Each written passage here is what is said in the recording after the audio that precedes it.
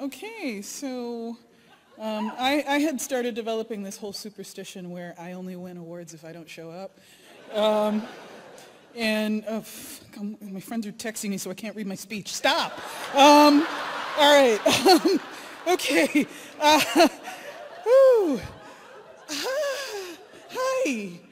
All right, so let me get to the speech.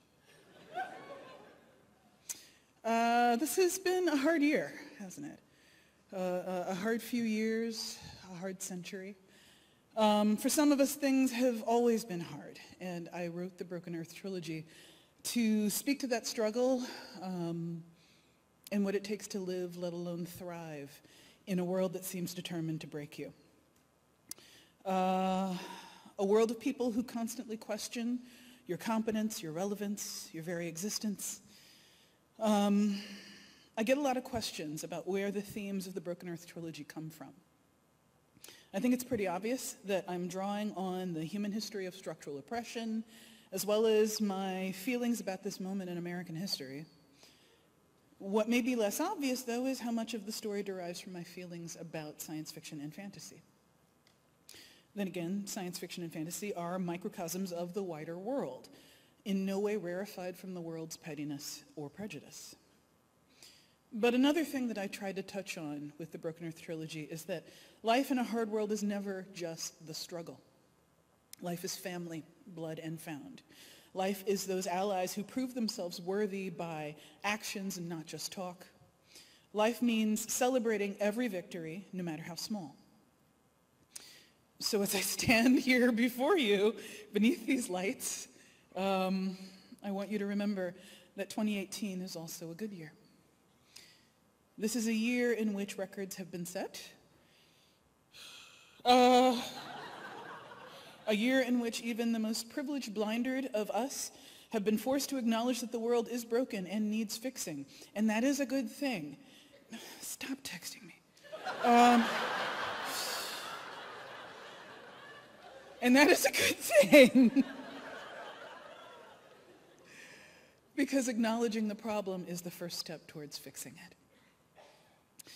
I look to science fiction and fantasy as the aspirational drive of the zeitgeist. We creators are the engineers of possibility. And as this genre finally, however grudgingly, acknowledges that the dreams of the marginalized matter and that all of us have a future, so will go the world. Soon, I hope. Very soon. And yes, there will be naysayers. I know that I am here on this stage accepting this award for pretty much the same reason as every previous Best Novel winner, because I work my ass off.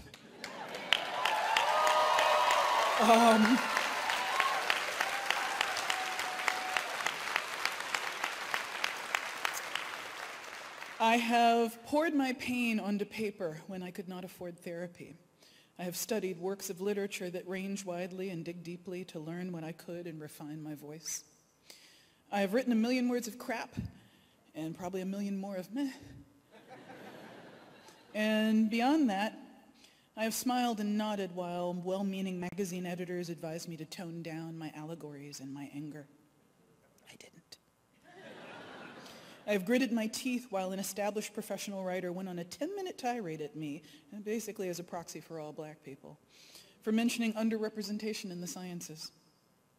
I've kept writing even though my first novel, The Killing Moon, was initially rejected on the assumption that only black people would ever possibly want to read the work of a black writer. I have raised my voice to talk back over fellow panelists who tried to talk over me about my own damn life. I have fought myself and the little voice inside me that constantly, still, whispers that I should just keep my head down and shut up and let the real writers talk. But this is the year in which I get to smile at all of those naysayers, every single mediocre, insecure wannabe who fixes their mouth to suggest that I do not belong on this stage, that people like me cannot possibly have earned such an honor, and that when they win, it's meritocracy, but when we win, it's identity politics. I get to smile at those people and lift a massive, shining, rocket-shaped finger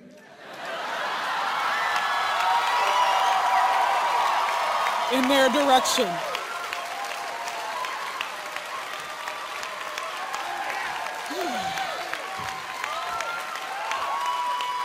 Oh, shit. Let's stop. I'm almost done. So, how many of y'all saw Black Panther? All right. Okay.